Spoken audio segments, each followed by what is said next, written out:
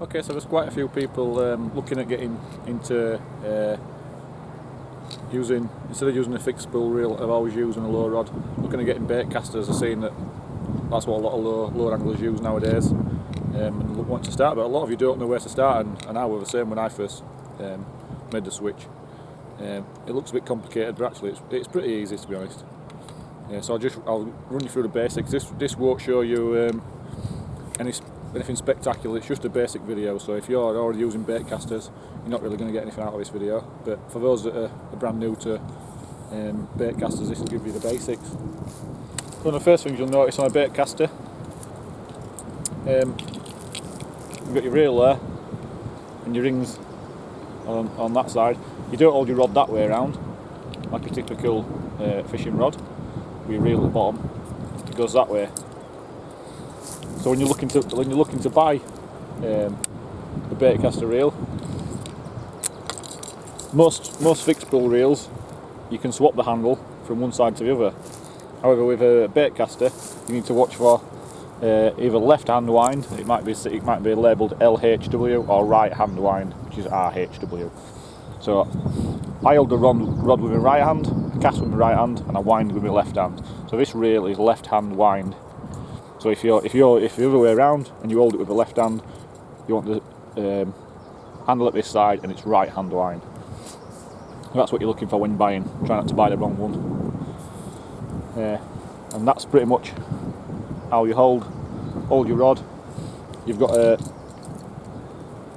little trigger here, so when you're looking for a rod to go with it, you'll notice a lot of rods, low rods, might be called a jerkbait rod, it might be called a what else could it be called? They have this, basically this trigger here. Can I see that? Yeah, you can see that.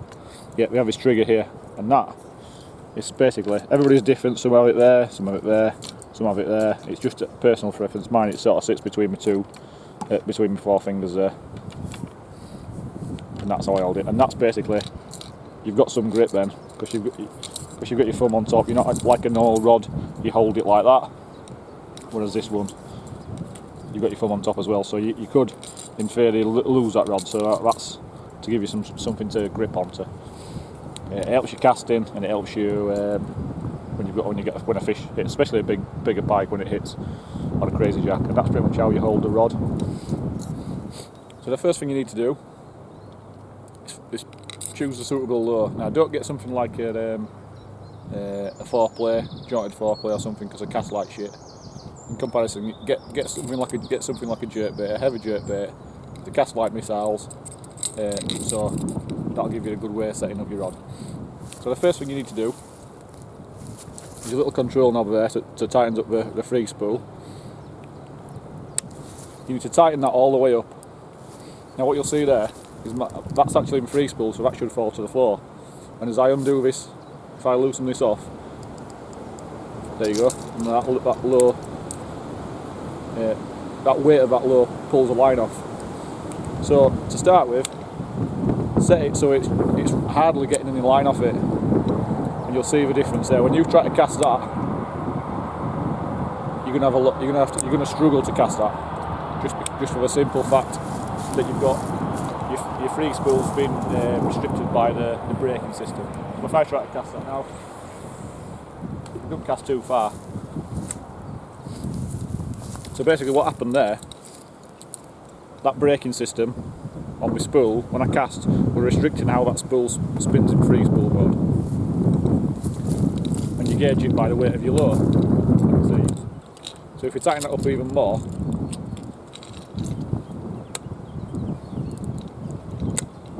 you tighten it up really loads and you try to cast, you're not going to be able to cast.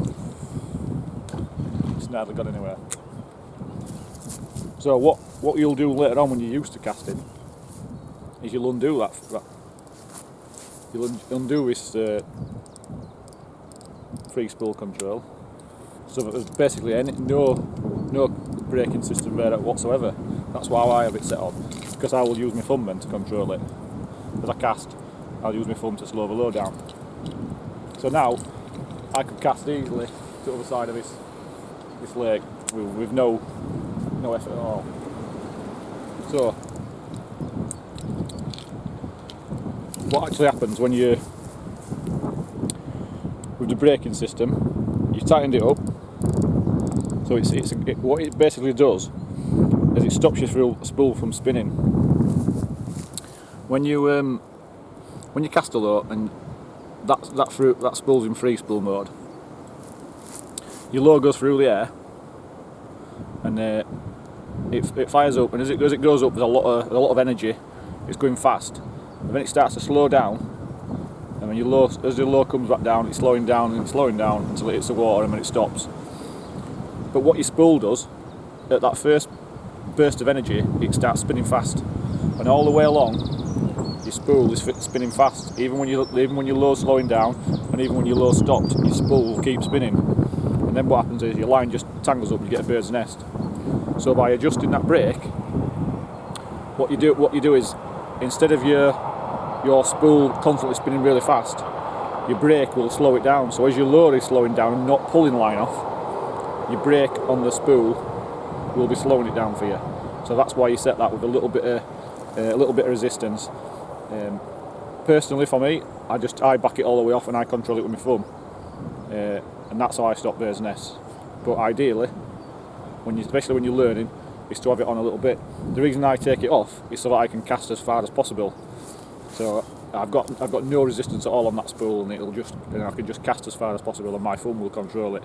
And that's through experience. Just by feathering it with my thumb, I'll slow the spool down, and when it hits the water, I'm already stopping the spool. But ideally, you want to have a little bit of braking on. If you watch the spool, hopefully I'll get a shot of this. As I pull the low, the spool will spin, but as I stop, the spool will stop spinning because of that braking system. There you go, and that's the braking system in action, and that stops you getting bird's nest. Now I'll try and, if I take that off, I'm going to simulate a bird's nest, so that'll be fun. So this time I'll simulate it with no tension on no braking system in play, so the spool will keep spinning. So I'm going to pull the low, and when the low stops, that's my low rate in the water, and you'll see the spool will keep spinning, and it'll get into a bird's nest. So are you ready? And you saw all that line there, and all that line's just gone round the back of the spool, and that's a bird's nest basically. And that's what happens. That's your bird's nest. And if you do get a bird's nest, here with tip, we've got it. This is what you're looking for. Really close. You've got a couple of little loops that are just over that main line that you can. If you see that line, try not to. Sometimes you can pull them out, but this time I don't think I can. But you've got a couple of little loops. So those little loops there, just pull them out, and that'll cure your bird's nest. There you go. So that's what happens. That's what you're aiming not to get. You will get them. Don't worry about it. I still do it now and again by mistake, but over time you'll get used to it. So you can see there's not a great deal to it, and that's your main trick. Like I say, you can ease it off and you can use your thumb to control it, which is what I do. But that's what that brake's there for. Move onto your drag. That star-shaped knob there. You ease it right off. Your drag's pretty loose.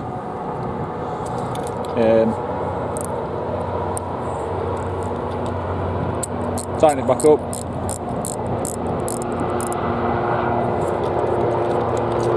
And it's really stiff. In fact, I can't even pull that off. So, ideally, set it to near maximum and then ease back and just keep testing it until you can pull a bit of line off. It's just a matter of personal preference. Some people have it quite stiff, some people have it quite slack. I mean that's easy enough to pull off. It's not too stiff. An half decent pike will pull line off that, and your idea is to set your drag so that if you do hook a fish and it pulls, it's not going to rip the hooks out. It's going to actually pull line off your rod, off your reel, and that's the basic aim of it. So now, I don't hit the tree. the brake off, and now I'll be able to cast into the distance with that.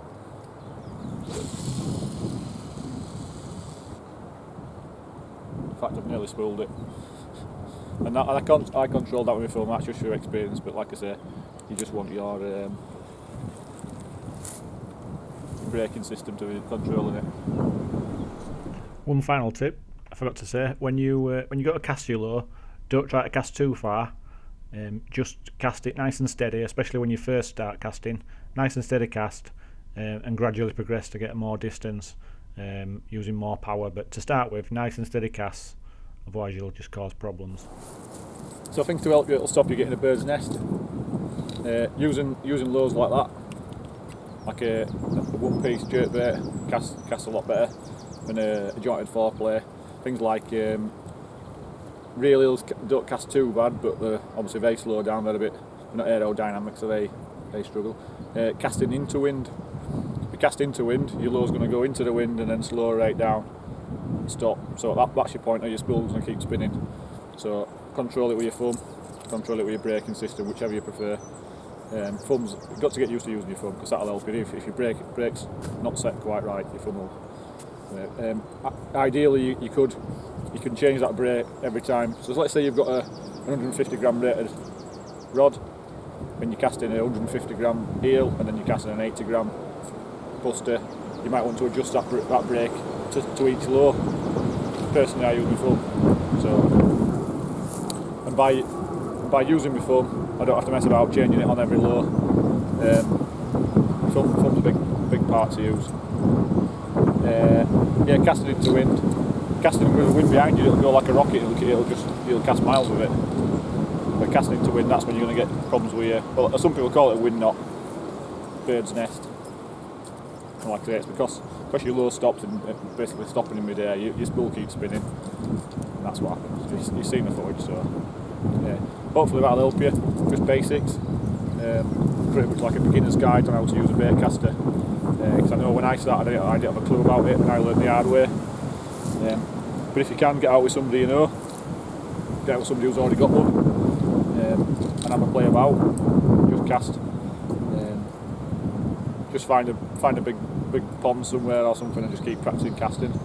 Put a jerkbait on, or something solid like that. A big soft shad. They're quite heavy, and just cast it and cast it and cast it. You'll get used to it. Don't worry about trying to catch fish straight away on it. Just get out and use it.